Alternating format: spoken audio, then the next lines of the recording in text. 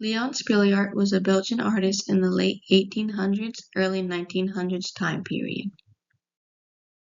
He was born in Austin, Belgium to Leonie and Leonard Hubert Spilliaert.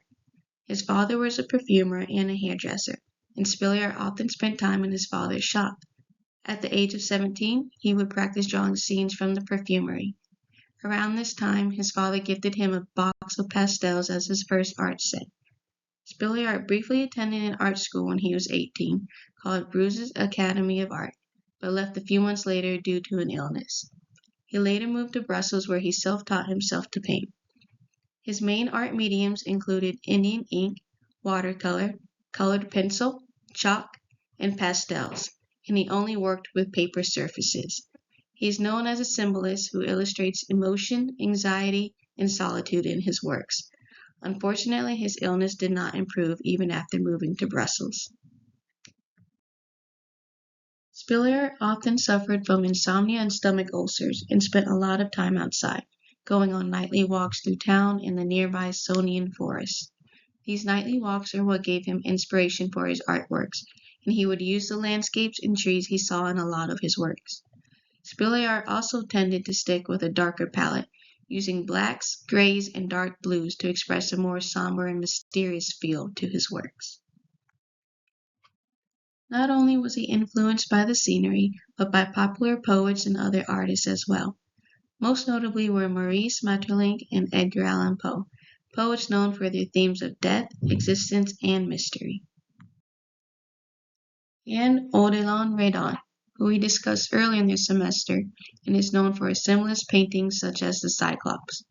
These artists inspired Spilliaert to create works that highlighted themes of isolation and surrealism.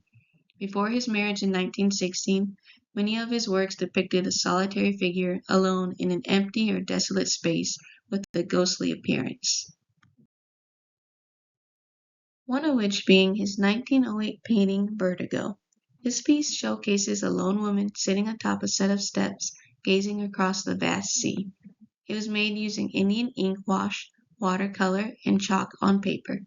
Spilliaert uses contrasting dark and light colors to dramatize the feelings of isolation and emptiness. Many of his figures typically lack details in the face, cloaked in deep shadows, making it hard to discern.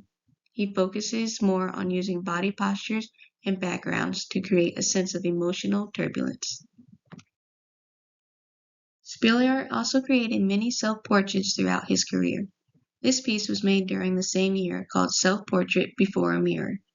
All of his self-portraits showed himself making the same ghostly expression with dark, sunken eyes and wearing the same dark blue suit and bow tie. This piece was made using Indian ink wash, watercolor, and colored pencil on paper. Again, it's a solitary figure in a dark room, obscured by shadows, giving it a gloomy feeling overall. It's almost unsettling. This last piece, which was actually done the year prior to the other two, is called the Absinthe Drinker. The mediums used were Indian ink, gouache, watercolor, and chalk on paper. As you can see, this piece had more color to it than the others, while still keeping the dark tones and creating a mysterious and almost ominous atmosphere.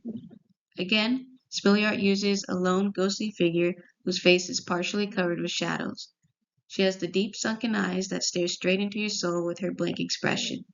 He uses the lightness of her skin and background to emphasize the contrast between her dark clothing and hair to heighten this effect. The overall atmosphere is mysterious, theatrical, and slightly unsettling, just as it is in all of his works.